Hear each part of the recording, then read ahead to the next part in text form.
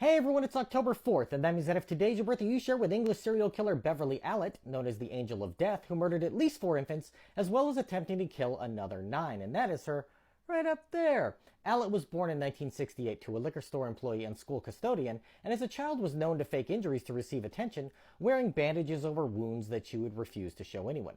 As she grew older, she spent a substantial amount of time in the hospital, but doctors could never find any cause for her symptoms. She even convinced the surgeon to remove her appendix, which was found to be perfectly healthy.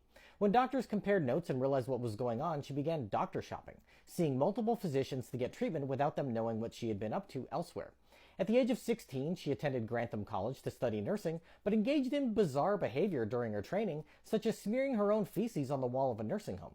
Because she was often in the hospital for non-existent illnesses, she missed a lot of school and failed her nursing exams. But Allitt managed to get hired as a state-enrolled nurse at a hospital in Lincolnshire in 1991, being assigned to the children's ward.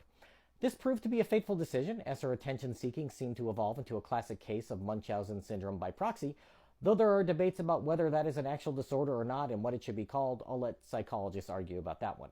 Regardless of what you call it, the results were the same. In a span of just under 2 months, beginning in February of 1991, Allitt killed 4 children and injured 9 others. She would inject them with large doses of insulin and other drugs, often causing air bubbles in their veins, or suffocate them with pillows, breaking their ribs in the process.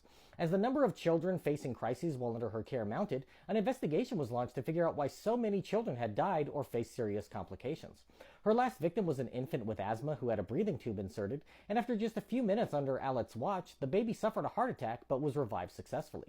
When the team of doctors and nurses that saved the baby left the room, the child again suffered a heart attack, this time passing away.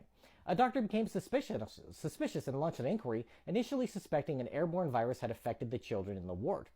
An autopsy revealed high levels of potassium in the baby's system, and the police were called in.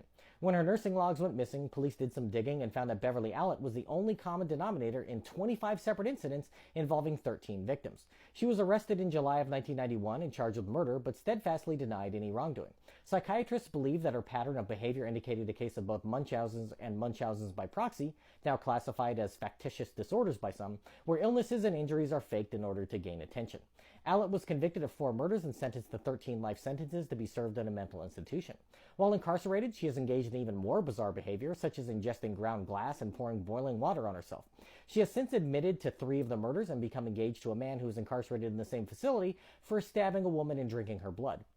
Allitt is now able to begin the process of asking for parole, and news reports indicate that she started that process just a few days ago. Will she be released? Who knows? If this is your birthday, I hope you have a great day. Leave me a comment so I can wish you a happy birthday. If you know someone whose birthday it is today, send them this video so I can find out all about their birthday twin. And to Beverly Allitt, I say, happy birthday, you bastard.